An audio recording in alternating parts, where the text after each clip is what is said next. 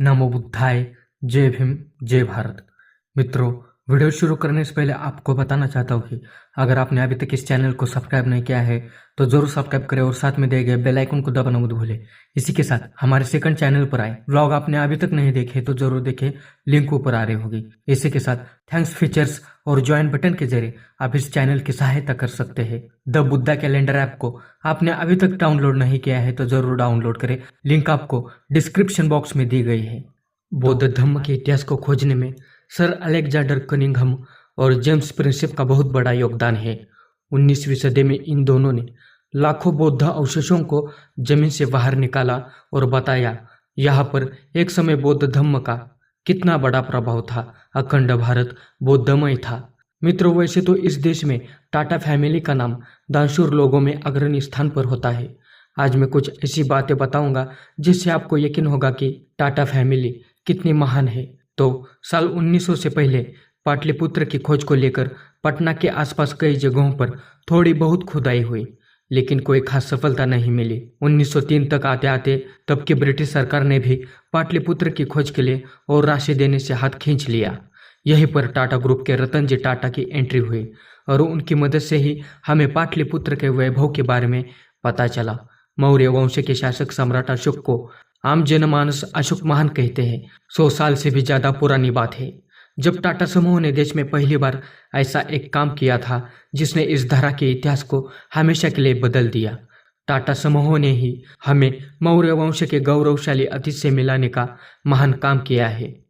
टाटा समूह के संस्थापक जमशेद जी टाटा के छोटे बेटे सर रतन जी टाटा ने अपने पिता के देहांत के बाद कंपनी की जिम्मेदारी संभाल ली थी। बेंगलुरु के इंडियन इंस्टीट्यूट ऑफ साइंस से लेकर टाटा स्टील को खड़ा करने में उनका अहम योगदान है, लेकिन एक योगदान उन्होंने भारत के इतिहास को खोजने में भी किया था। Tata stories 14 timeless tales to inspire you किताब में बताई कहानी के मुताबिक भारत में लंबे समय से मौर्य साम्राज्य की राजधानी पाटलिपुत्र और आधुनिक पटना के बीच संबंध स्थापित करने के प्रयास किए जा रहे थे। साल 1900 से पहले इसे लेकर पटना के आसपास के कई जगहों पर थोड़ी बहुत खुदाई भी हुई, लेकिन कोई खास सफलता नहीं मिली।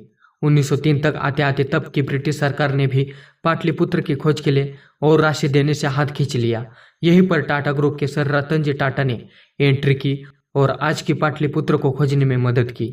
100 साल से ज्यादा पुरानी कहानी है तो बात 1912-13 के दौरान की है। तब सर रतन जी टाटा ने इस पुरातत्व खोज में मदद करने की इच्छा जताई। उन्होंने पुरातत्व महानिदेशक से सलाह मशविरा के बाद इस खोज के लिए हर साल 20,000 रुपए की सहयोग राशि देने का वादा किया, वो भी असीमित समय के लिए। उनकी इस मदद से भारतीय पुरातत्व सर्वेक्षण को पाटलिपुत्र की खोज करने में मदद मिली। 1912 से 1913 की सर्दियों के दौरान पुरातत्वविद डेबी स्पूनर ने इस खोज को शुरू किया और करीब 1917 तक ये काम अनवरत चलता रहा। इस खोज के लिए सर रतन जी टाटा ने कुल 75,000 रुपए का योगदान दिया। हालांकि 1918 में सर रतन जी टाटा का देहांत हो गया, लेकिन उनके इस योगदान से सम्राट अशोक के वैभव को यह देश देख पाया।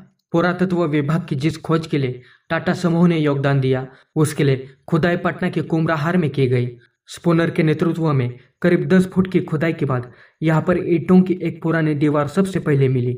इसके बाद खुदाई जारी रही और 7 फरवरी 1913 को बड़ी सफलता मिली। उस दिन सम्राट अशोक के सिंहासन कक्ष या कहे दरबार के खंभे खुदाई में मिले। इस दरबार हॉल के वैभव का अंदाजा आप इसी बात से लगा सकते हैं कि इसमें 100 स्तंभ थे।